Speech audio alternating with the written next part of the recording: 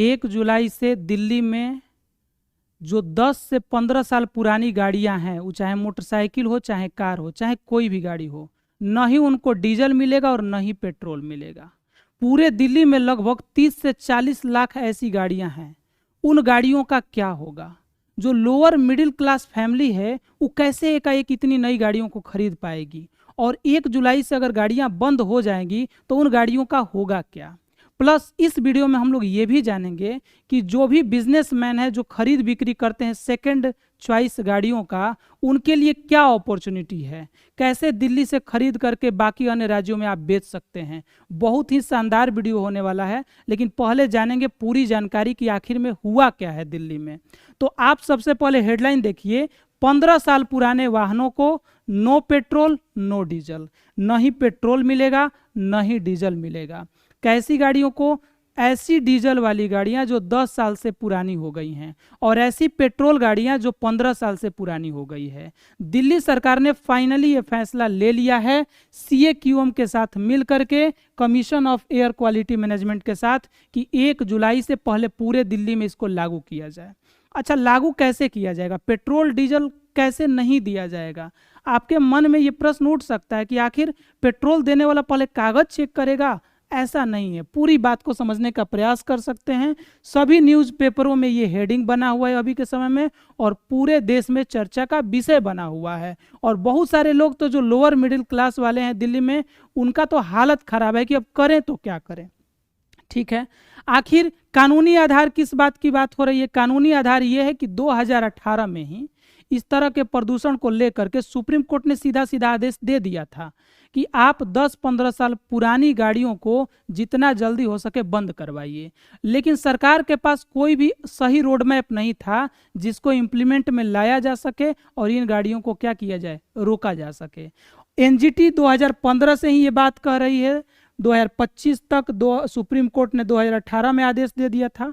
2021 में स्क्रैपिंग नीति आई थी कि भैया अगर आपकी पुरानी गाड़ी है उसे स्क्रैप कराइए, बर्बाद कीजिए, मतलब उसको हटाइए और बदले में नया गाड़ी लीजिए, सरकार उसके लिए आपको सब्सिडी भी देगी। हालांकि उसका भी कोई खास प्रभाव नहीं पड़ा।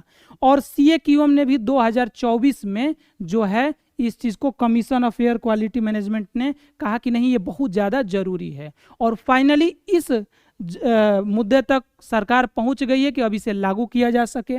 वजह साफ है कि दिल्ली में जो आप सर्दियों में देखते हैं कि स्मोक बहुत ज़्यादा हो जाता है, दिल्ली वालों की सांसें थमने लगती है, प्रॉब्लम बढ़ता है। तो उसको ख़त्म करने के लिए, वायु प्रदूषण को कम करना उद्देश्य है।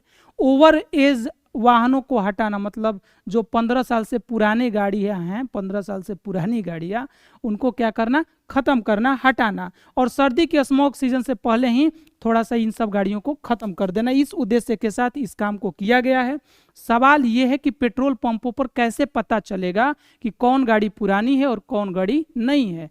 तो उसके लिए सरकार इस बार इसी से तो कॉन्फिडेंस में है कि उनके पास आ गया है ANPR कैमरा। और पूरे दिल्ली के 520 पेट्रोल पंपों में से 500 पेट्रोल पंपों पर इसे लगा भी दिया गया है और ट्रायल भी कर लिया गया है। इसीलिए इस पर अलाउंस इसका कर दिया गया कि 1 जुलाई से ये काम लागू होगा। अच्छा, ANPR का कैमरा का मतलब ये हुआ automated number plate recognition cameras. मतलब नंबर प्लेट को देख करके ही वो डिसाइड कर लेगा कि ये जो है गाड़ी 15 साल से ज़्यादा पुरानी है या नहीं पुरानी है। नंबर प्लेट स्कैन करके वाहन पोर्टल से जानकारी मैच करेगा। मतलब वाहन पोर्टल जो सरकार का है, जहां पर सभी गाड़ियों का रजिस्ट्रेशन नंबर वगैरह होता है, वहां से ये मैच करेगा और उसके बाद बता देगा। अब आपके मन में ये भी प्रश्न होगा कि जब मैच करेगा तब तो समय उसमें बर्बाद होगा। बिल्कुल नहीं। जैसे ही ये मैच करेगा वहां पर साउंड व्यवस्था लगाई गई है। मैच करने के साथ ही अलाउंस करेगा। और अलाउंस क्या करेगा? वहां पर जो पेट्रोल पंप है DL गाड़ी का नंबर बोलेगा, मान लीजिए 66 42 31 कुछ भी हो। इज एन EOL, मतलब ये पुरानी गाड़ी है। EOL vehicle not to be fuelled, मतलब इसे तेल नहीं भरना है, ऐसा अलर्ट साउंड में बोलेगा। बस जो तेल भरने वाला है वो सुनेगा और तेल देना बंद कर देगा। आप सोच रहे हैं कि हो सकता है कोई इसको अनदेखा कर दे। न इम्प्लीमेंट में लाए तो फाइन का भी प्रावधान किया गया है, पेट्रोल पंप पर भी और पुरानी गाड़ियों वालों के लिए भी। हर तरह के न्यूज़ में सूचना दी जा रही है, ऑल इंडिया रेडियो में भी सूचना दी जा रही है और ट्रायल भी चल रहा है। तो इसको लेकर के सबको बता दिया गया कि 1 जुलाई से आपको माफ़ नहीं किया जा सकता है। लक्ष्य क्या है? 1 जुलाई से दिल्ली में लागू हो रहा है, जहां पर अनुमान जताया जा रहा है कि लगभग 9 लाख पुरानी गाड़ियां हैं जिनकी गति रुक जाएगी, थम जाएगी, खड़े हो जाएंगे। और 31 अक्टूबर यानी 1 नवंबर से गुरुग्राम, नोएडा, फरीदाबाद, गाजियाबाद और सोनीपत में भी इसे लागू कर दिया जाएगा। और 1 अप्रैल 2026 से मतलब 31 मार्च के बाद पूरा एनसीआर, पूरा दिल्ली एनसीआर में इसे लागू कर दिया जाएगा। यानी पूरे दिल्ली एनसीआर के बारे में अगर बात की जाए तो दिल्ली में पूरी 62 लाख ईएलवी वाहन है, पुरानी वाहनें हैं, जिनमें 41 लाख दोपहिया वाहन है और 18 लाख 4 पहिया वाहन शामिल है। बाकी एनसीआर में 14 लाख लोग भी, 44 लाख ऐसे वाहन और भी हैं। अब ये बहुत ज़्यादा इंटरेस्टिंग है, समझने वाली बात है कि ये जाहिर सी बात है, इसमें जिन लोगों के पास पैसा है वे तो अपना काम तुरंत कर लेंगे, लेकिन जो लोअर मिडिल क्लास फैमिली से बिलोंग करते हैं, जिनके लिए गाड़ी खरीदना एक बहुत बड़ा काम होता है, सपना होता है, उनके लिए कितनी बड़ी चुनौती है। एकाएक उनकी गाड़ी एक तरह से मान लिया जाए, रोक दिया जाए। अब सरकार इसको लेकर क्या फैसला लेती है ये समझना है।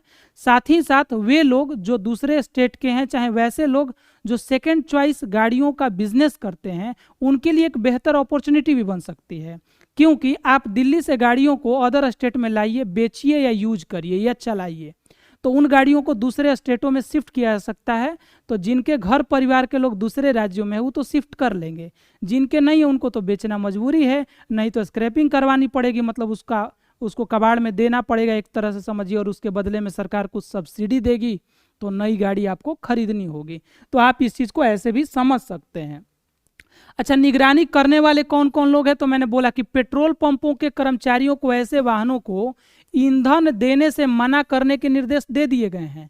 दिल्ली परिवहन विभाग और ट्रैफिक पुलिस की टीमें समय समय पर निरीक्षण करेगी और पेट्रोल पंपों का लाइसेंस भी रद्द किया जा सकता है, फाइन भी लगाया जा सकता है। क्या और कार्रवाई होगी? तो केवल ईंधन न देना ही नहीं, मतलब ऐसा नहीं है कि आप गए और आप ईंधन नहीं दिया तो आप गाड़ी डगरा करके घर लेकर चले गए ना। अब गाड़ी आपकी गई और पुरानी है तो फाइन भी लगना तय है। तो केवल ईंधन देना ही नहीं बल्कि ऐसे वाहनों की जब्ती एनसीआर में स्थित रजिस्टर्ड स्क्रैपिंग केंद्रों के जरिए स्क्रैप करना होगा। अब देखिए वहां पर दिल्ली में एक और बिजनेस का अपॉर्चुनिटी खुलेगा, स्क्रैपिंग पॉइंट। आप लाइसेंस लेके स्क्रैपिंग पॉइंट खोल सकते हैं, जहां पर पुरानी गाड़ियों को तोड़ मड़ोड़ करके और उसको अलग अलग पार्ट करके अपना बेचने का काम करेंगे, क्योंकि स्क्रैपिंग वालों को ये जिम्मेवारी दी जा रही है कि वे भी तुरंत उस पर लग जाएं कि भैया या तो स्क्रैप करवाओ, नहीं तो इसे दूसरे स्टेट में हटाओ।